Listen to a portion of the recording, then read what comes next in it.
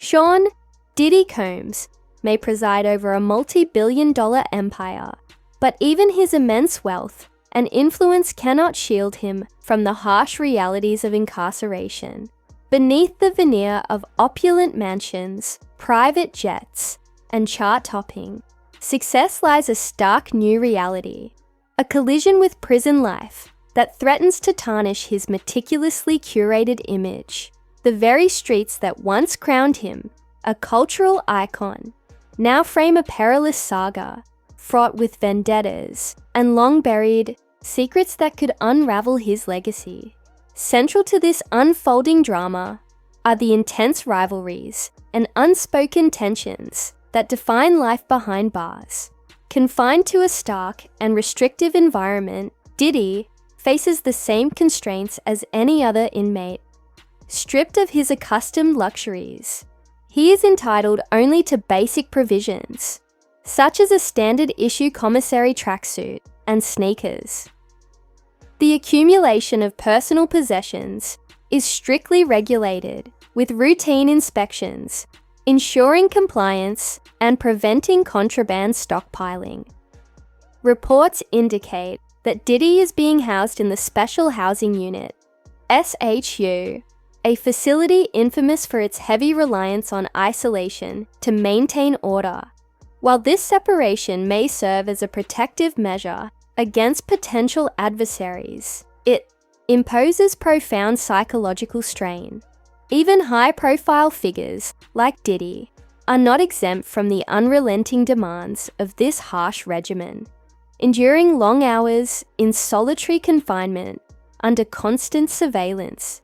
This stark contrast between his former life and his current circumstances underscores the dissonance of his experience. Once surrounded by adulation and lavish comforts, Didy now navigates the desolation of incarceration.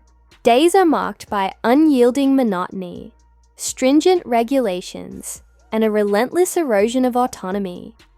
Each movement is scrutinized, every action monitored, leaving little room for individuality or comfort. The physical environment of his confinement reflects this deprivation. His cell, sparsely furnished and devoid of indulgences, contains only the bare essentials: a bolted bed, a compact sink and toilet, and a single, harsh fluorescent light. This Spartan setting prioritizes control over comfort, driving home the severity of his new reality. Every morning, Sean Didy Combs must adhere to a strict routine, including meticulously making his bed, cleaning his cell, and maintaining hygiene standards.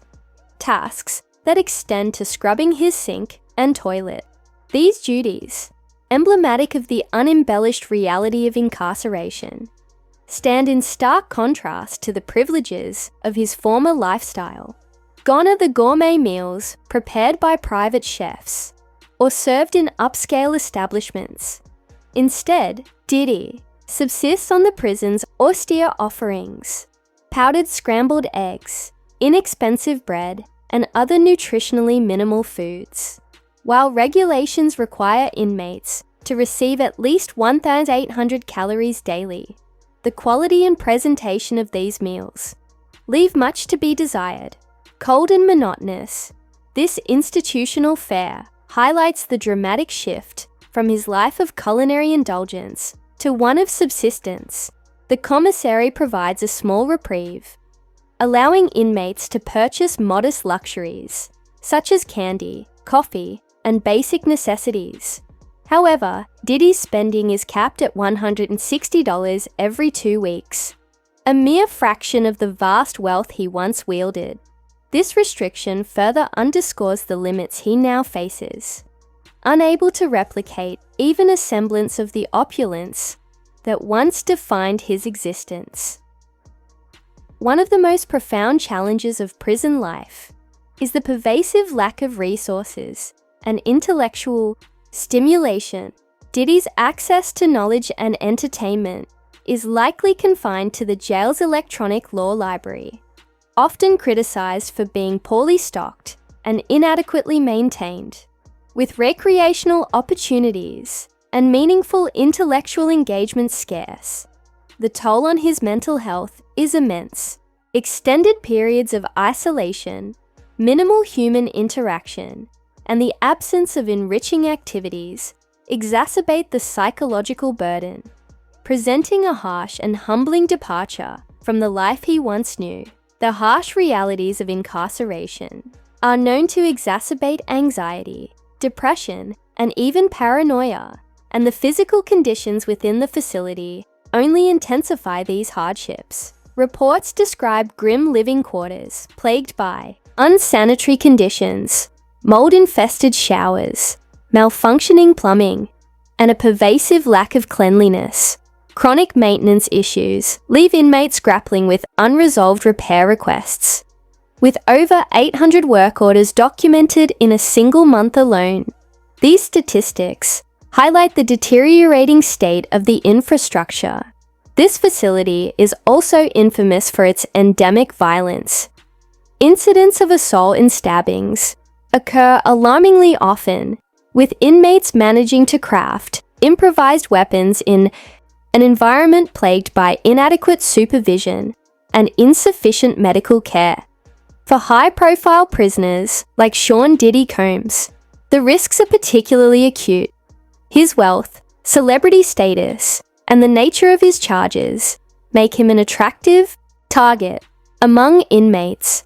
Harming, or even killing, such a prominent figure could be seen as a badge of honor, potentially placing his life in grave danger. As a result, significant resources are likely being allocated to ensure his safety, with personal protection becoming an essential yet costly requirement in this perilous setting. The correctional facility housing Didy has a notorious reputation for its history of brutal assaults and deadly violence. In this volatile environment, a high-profile figure like Didy would inevitably become a prime target for those seeking to elevate their status. As one former inmate starkly noted, "You don't last a minute in the general population if you're a high-profile target." The decision to place Didy in isolation underscores the severity of the risks he would face among the general inmate population.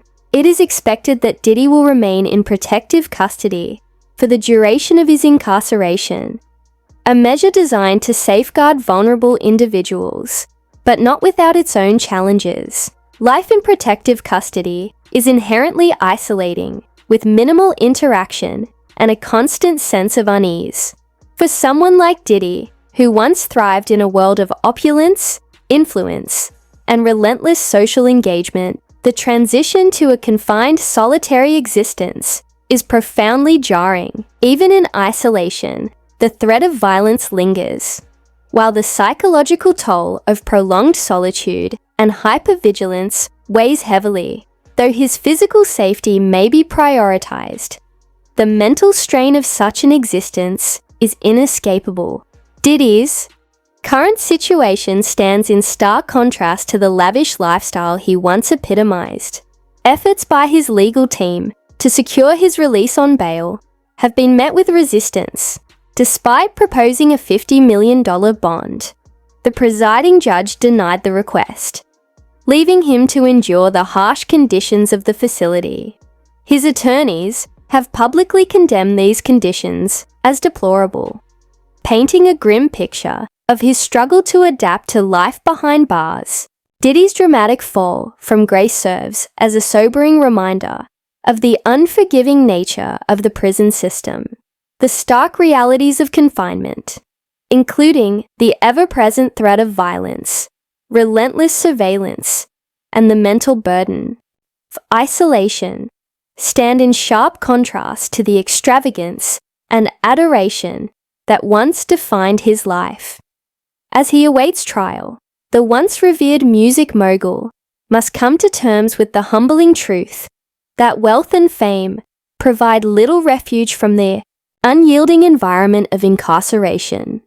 In conclusion, the journey of Sean Didy Combs, from a life of unparalleled luxury to the grim realities of prison life, illustrates the equalizing force of the justice system. Stripped of his wealth, influence and comforts, Didy faces an existence defined by isolation, austerity, and danger, a far cry from the opulence he once enjoyed. His story highlights the harsh conditions and psychological toll of imprisonment, revealing the profound challenges even the most high-profile individuals must endure behind bars. His fall from grace stands as a poignant testament to the relentless nature of justice and the stark truths of incarceration.